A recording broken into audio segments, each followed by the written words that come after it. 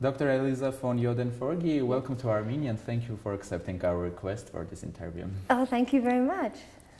So the first question, you have been a former president of Genocide Watch as well as a former first vice president of the International Association of Genocide Scholars. During your tenure, did you work with governments, and will you agree that there is a need to closely cooperate with authorities on prevention issues in order to translate the theory into the practice? Yes. Well, as in the International Association of Genocide Scholars is an association of scholars, so it's an academic association, and it does not cooperate directly, generally speaking, with governments to sponsor events, but it will indirectly work with scholarly institutions, for example, all over the world, right? So in that respect, the IAGS is involved, of course, in work, that pertains to governments around the world. Genocide Watch, as an international early warning NGO, has worked with governments to help support genocide prevention initiatives. So as long as that is the goal, right, genocide prevention, Genocide Watch has indeed worked with governments, but never for, right, as a collaborative effort, as a consultative body to discuss ways in which greater peace can be built in a society and genocide can be prevented and institutions can be made stronger so that a society is not as vulnerable to genocide. And is it easy to cooperate with authorities and states? Well, yeah, the issue, it's an interesting question. I think, you did ask whether it's necessary to do so, and I think that's absolutely true, yes. And I think so. It is absolutely necessary that that scholars in one way or another who are engaged in genocide prevention and practitioners who are engaged in genocide prevention are willing to speak with authorities about how to prevent genocide. The concern amongst scholars is, of course, never to become part of an agenda, right, that could be counter to genocide prevention strategies. And so that's why, the IAGS prefers to work indirectly around the world through other, sister and brother scholarly organizations.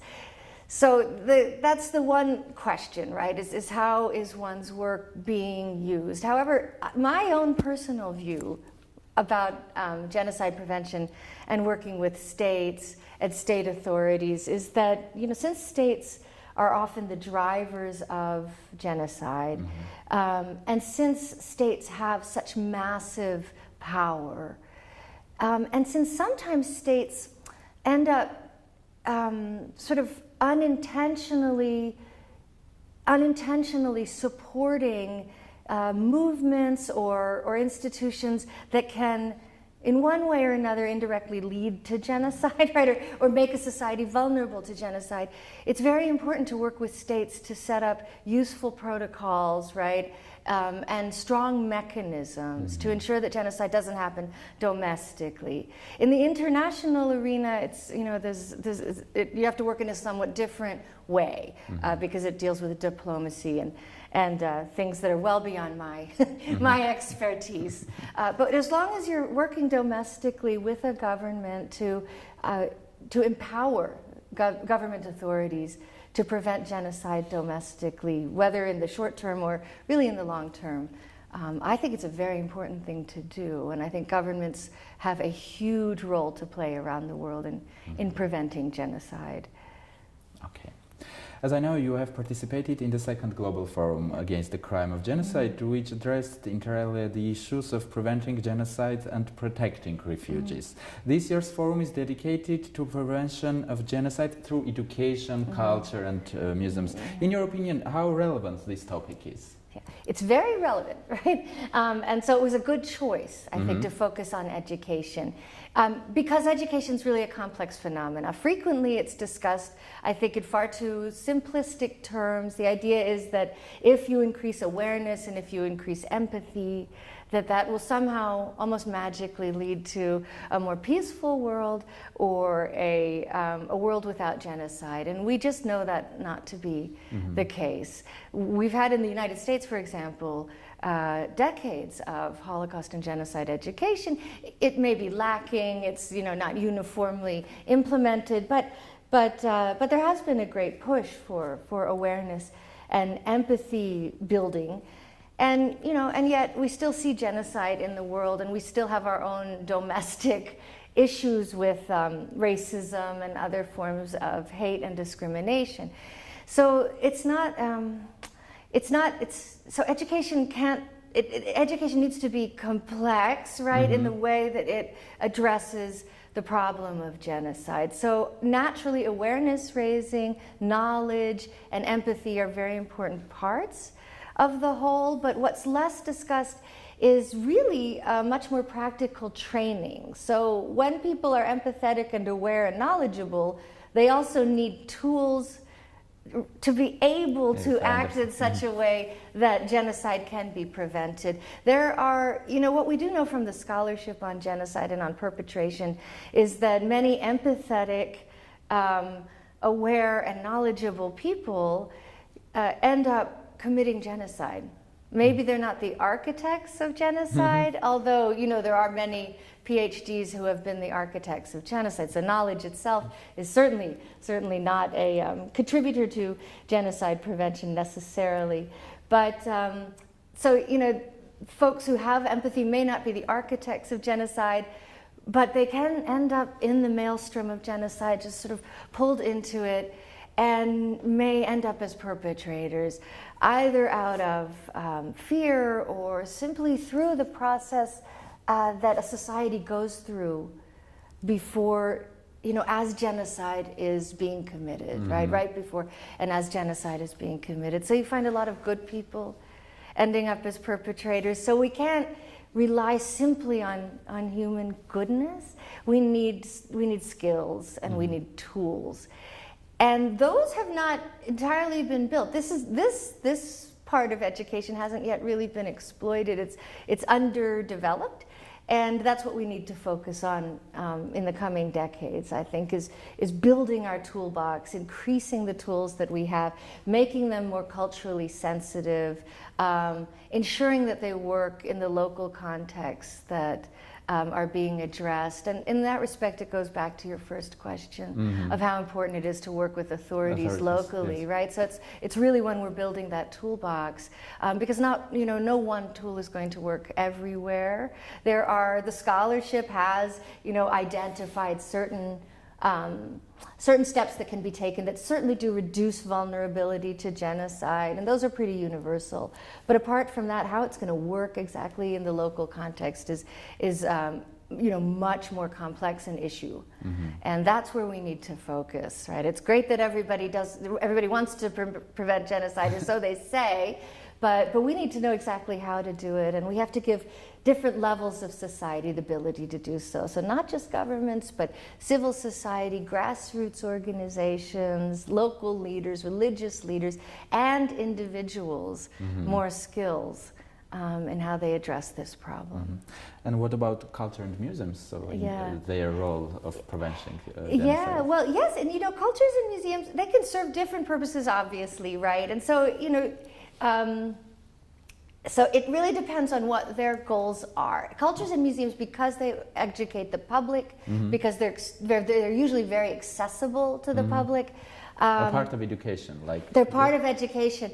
And so they can play a very important role in awareness building and empathy building. If cultures and if museums and other cultural institutions are going to play a role in genocide prevention, usually they'll need to make a decision that that's going to be part of their goal. And then, there are institutions around the world that have tried to do that, I think with much success. I think it's a very, very democratic way in order to train people in genocide prevention. And these are institutions that take the past, right, or take the case that's being remembered and attempt to universalize some of the lessons learned, and in some way or another, perhaps through programming, right, or educational offerings, try to then help people understand their own society better, make better decisions in their own society, so that they are part of strengthening that core society against genocide. Okay, and I wonder, what would you propose as a main focus for next Global Forum? Well, there's so many topics, right, Yes. that could be proposed. I think there are a few that are really, really important. I think one is dealing with climate change. The climate change, which we know is already, it's not even on the horizon anymore, it's here, and it's threatening humanity, right? It's threatening our species, the future of our species, as well as so many other species. It's threatening the earth. What it will lead to, and what it's about really, is the reduction of resources, right, to sustain life. And that will, of course, also lead to existential crises. And genocide as a crime is a crime that emerges out of existential threats. Oftentimes they're simply perceived, they're not real. They're part of an ideology of hate that casts the other as an existential threat. However, in a universe where there will be shrinking resources and different groups may find themselves pitted against one another, or feel that they're pitted against one another for those resources, you'll have an actual existential threat, right, underlying then all sorts of narratives and ideologies of existential threat. And in such a situation, genocide, the prospects for genocide are so increased, right? So we will see, if we do not deal with this problem now, we will see more genocide in the future. So I think climate change is really, really an important issue for us to address, because, you know, as it goes with education, the training needed to address climate change appropriately, so that what we're doing also reduces conflict and reduces the chances of genocide, that requires so much work. It requires preparation and thought, and increasing our tools and training. And this stuff does not happen quickly. It doesn't happen overnight. You know, one thing we do know that I think is also very important to point out in thinking about another global forum on something like climate change or natural resources is that, you know, there's usually a small criminal conspiracy that will lead the genocide, but genocides require enormous numbers of people to commit. And because of that complexity of the crime, and because there's so many different factions involved and layers of it, if we're going to address the prospect of future genocide, smaller scale, you know, than something like the Armenian genocide or the Holocaust or in Rwanda, but future genocides all over the globe, we need to get a lot of people involved in that conversation. So we need everybody to be talking about this, and we have to be speaking the same language of prevention, and that requires a really global effort. So climate change would be my main concern. Another would be sort of this issue of the toolbox. So the first is climate change, yeah, the right. Second. The second would be, another one would be sort of the issue of the toolbox, right? So what are our tools for prevention? So sort of building tools for prevention. So education's a part of it, right? But there are many other things that are involved in that: diplomacy, right? Good governance. Cooperation with authorities. That Yeah, we discussed. cooperation with authorities, absolutely, right? Supporting grassroots initiatives, supporting NGOs, right? Thinking about what we mean by democracy, for example, which can help prevent genocide, but doesn't always, right? So sometimes it's not, what is called democracy isn't quite as useful a tool against genocide as may be thought. So we need to think about that, like exactly what sort of societies do we need to prevent genocide? What is an anti-genocide society? And that's all about our tools. So, you know, what kind of society-state relationship is, you know, well prepared to avoid genocide or to be resilient in the face of the kinds of threats and the kinds of tensions that lead to genocide. That needs so much more work, and that's not something that one government or one institution like the United Nations or one sector of a society can decide. It almost needs to be a consensus. It needs to be a shared decision that's made within one society and then across societies that, as human beings, we are not going to commit genocide. We may not be able to solve all of our problems in the next 100 years, but perhaps we can put to bed this particular crime and decide that whatever our tensions are and whatever our conflicts are, we're not going to try and annihilate one another. And I think it's not a huge ask if you think about it, right? But it seems to be a very problematic thing. We haven't figured out how to end genocide. We certainly can, but we need to strengthen that toolbox, and we need to get people invested, and we need people to really think about why it is that it's so important that genocide is prevented. Thank you. Yeah. We have already talked about the education, and as the founder of world's first academic graduate level genocide prevention certificate program, what is your opinion? Are there any real means of preventing genocide? Yes, I'm always very hopeful. Although of course you look at the world and one feels despair. But I'm a very hopeful person about preventing genocide. Maybe not in my lifetime, but eventually I do think human beings, we don't have the luxury anymore. It's a strange way to put it, but we don't have the luxury anymore to commit genocide. Yeah? We just do not have it. The earth can't sustain that any longer.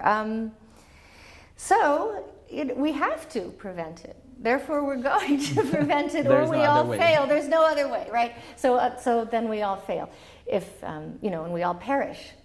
So genocide eventually will lead to omnicide. We already have the capability, right? Nuclear weapons. We have the capability to completely destroy ourselves as a species and our own world. So, genocide, we don't have that luxury anymore. If we ever, naturally we never did, but now we really are at the end stage here in terms of that. So I believe that we can prevent it. I believe in the vast majority of human beings wanting to prevent it for reasons of morality and ethics, but also, and maybe more importantly, in our very globalized world, for practical reasons. We need to cooperate in order to face the challenges of the 21st century.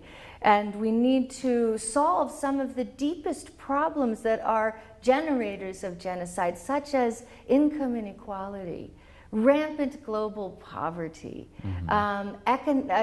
environmental despoilation, economic inequality. These sorts of things are the drivers of hate. They're the drivers of group-based conflict. And then they're the drivers, of course, of genocide. And we need to cooperate. We are so integrated as an international community. We absolutely have to cooperate in order to prevent this crime. And so to do that, we just work with everybody. This is what we have to do, all of us, right? Have to work with everybody to keep attention on prevention and to fine-tune our tools and our skills to do so. So I think the more people who are trained, the better. In this genocide prevention certificate program, one of the things that I was very serious about was making sure that there was a diversity of people studying these courses, right? And really, because you learn, right, everybody's learning the same sorts of things and can then begin to apply them and develop them in a conversation where the baseline language is commonly understood. And so these were people from societies around the world, right? We had people in government, right? We had people in NGOs. We had people who were parts of grassroots movement who studied in this program together. And it was online, so this could be done across time differences and vast expanses of geography. So in that way, I think when we're bringing people into conversations who aren't often in conversation with one another, you find really interesting ideas emerging. And so and the Global Forum here is, in a sense, doing this, right? So that's the way we have to go. I'm very, very hopeful. I do think that human beings want to survive. I think we want to enjoy our life in common, and we all feel threats, and there are threats, and there are conflicts in the world, but they can be solved in ways other than annihilation. So we're in it together. I'm very, very hopeful. I do think we can prevent genocide. Yeah. Thank you. And in prevention efforts, what are the early warning signs of possible future genocides to look for? Okay, so there are many that have been identified. I think some of the most important are, number one, threatened elites.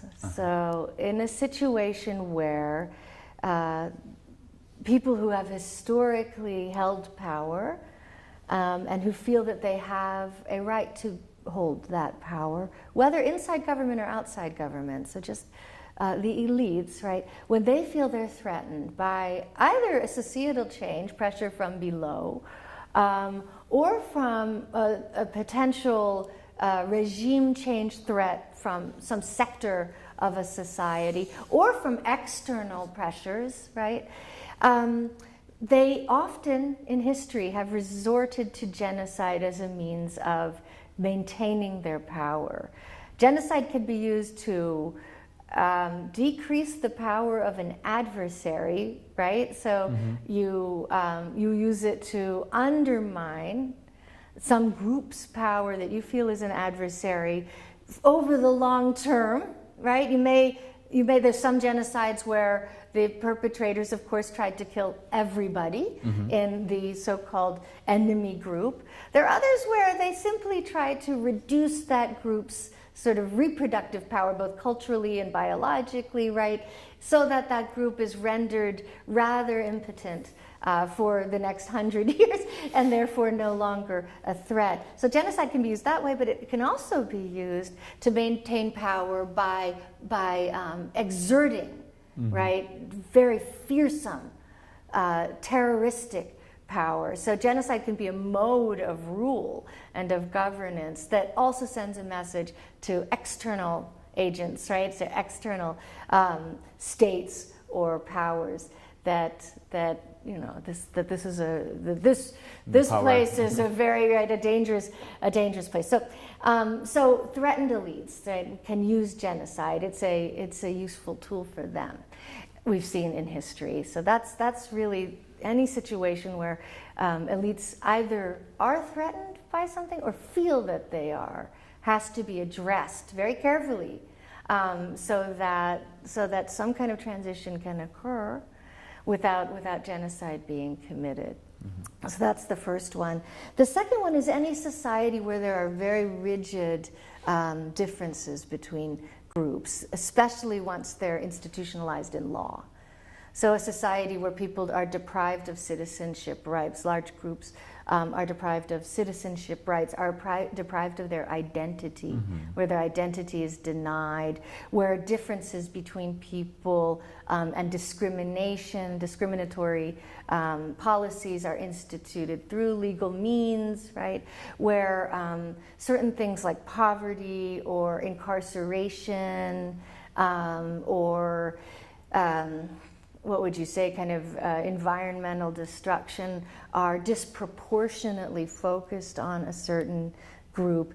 These are sort of the setups. It's that kind of rigid, often binary, what would you say, rigid and binary, what's the word? We're going to have to stop. You're going to have to edit this, right? Yeah, okay. But these rigid and binary, what is the word I'm looking for? Let me take a break.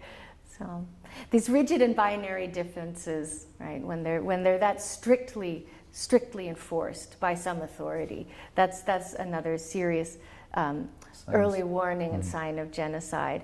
Then there's some that are not looked at as much, but I think are very important. So since genocide is a crime that it intends to, where the intent is really to destroy a group's capacity to reproduce itself in whatever way perpetrators understand that. Since that's the case, there are all sorts of early warnings within sort of reproductive systems, whether that's culturally or biologically understood, that we need to pay attention to, because they can be early warnings of the emergence of genocidal ideology. So, for example, in most genocidal ideologies, once a genocide's underway, or once sort of a certain leadership has decided to commit genocide, you'll find that that they propagandize the so-called enemy in very similar ways. Frequently, the enemy group is accused of not, or somehow described as not being able to have healthy families, right? So their ability to raise children in a healthy way, or their ability to really have healthy families, is called into question. Or either the men or the women are over-sexualized, right? And men are treated as rapists, called rapists, right? Or there are actual efforts to undermine the ability of families to coexist. So families are separated, children are taken from parents. Usually that's done, with a kind of ethical logic within perpetrator ideology that it's necessary to do for certain reasons. Rape can also be used as a way of destroying the family in genocide, but also before genocide. So we have to look at types of policies and ideologies and speech acts that seem to target a group's ability to reproduce itself, right? Either biologically or culturally. And those things aren't looked at all, not yet, right, in terms of prevention. But I think they're incredibly important. There's a lot of really good research out there, and more coming, about the vulnerability of societies where there's high inequality between men and women, for example, to conflict and genocide. So that whole realm, that domestic realm and gendered realm, needs to be addressed, I think, if we're going to... so there are many signs. There are many signs, right? But some of the most important are threatened elites, very... why can't I do this? Oh my God! Our threatened elites, very divided societies, and gender policies, gender norms that can unintentionally and indirectly set the stage for genocide. Okay. And the last question, you have an impressive research record on comparative genocide.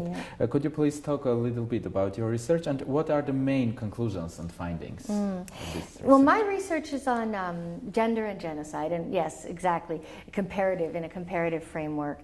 And I have found that genocide is a very gendered crime. We actually can't really understand the crime without looking at gender, and that gender infuses the crime on all the different levels. So the ideology of genocide is very gendered. Genocidal patterns are all very gendered. The implementation of genocide is very gendered. The response of victim communities is also very gendered. The aftermath of genocide is gendered. Our accountability mechanisms are gendered. Trials are gendered. So gender infuses this crime, this process, from the stages beforehand, well through the aftermath of the crime, and so we need to deal with it, right? So that's what we need to look at. In my work, I've looked at genocide as a crime of reproductive violence. So, I've looked at the way in which perpetrators seek to undermine the power of communities, the power of a group, through physical but also more symbolic means. And there's certain crimes that are very indicative of genocide. So, you know, one of the problems that we face in trying to prevent genocide is that genocide can look like war, right? Genocide, many of the crimes of genocide are also crimes against humanity. Mm-hmm. So conflict, right? In a situation of conflict, how do you discriminate between these sorts of crimes? And they're not just labels, they're not just legal terms, right? So it's not just a legal debate. Each of these processes is really different, right? The factors, some are shared. There's some shared factors that lead to war crimes, crimes against humanity, and genocide, but there are also many that are very particular to each crime, and specifically genocide, you know, so because of its intent. So in discriminating between these different types of crimes and trying to figure out whether there's a genocidal process underway within a larger conflict, looking at gendered atrocities can be a very helpful way to do so. There are certain crimes that are really highly associated with genocide. For example, and I apologize for, you know, for mentioning these crimes because they're upsetting, but you find them in almost all genocides. So the killing of young infants, particularly male infants, in many cultures it's sort of the male line that is believed to continue the group, right? So the killing of children, that's symbolic of killing the future of a group, but the killing specifically focusing on young boys can itself be an indication of a genocidal ideology. The targeting of what's usually considered in war, some of the weakest and least threatening members of society. So the elderly, pregnant women, for example, children. This is also another very crucial sign that there may be a genocidal process underway, that somebody, right, within this conflict is pursuing genocidal aims. Rape. Right? Rape is found in all conflicts. It's a war crime, a crime against humanity, and can be now understood as a crime of genocide. And it's been used in all genocides. But there's specific types of rape that are highly correlated with genocide: public rape, gang rape, right?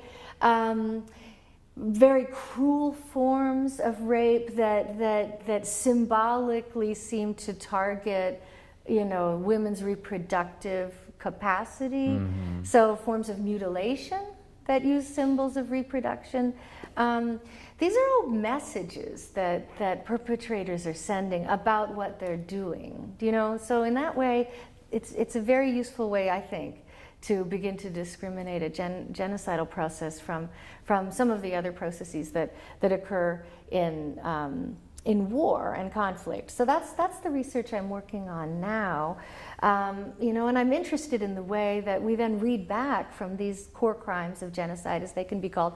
We read backwards and think about, what's happening in peacetime that can promote an ideology that is capable of creating such a reality, right? Creating such a genocidal reality in the world. And so I'm interested now in gender as an early warning, right? Certain gender forms, certain gender dynamics as an early warning for genocide. So that's the research that I've been working on at the moment. Thank you very much. Yeah. I wish you good luck in this forum, and Thank hope you. that I'm looking you will forward have to it. useful sessions and Thank negotiations. you.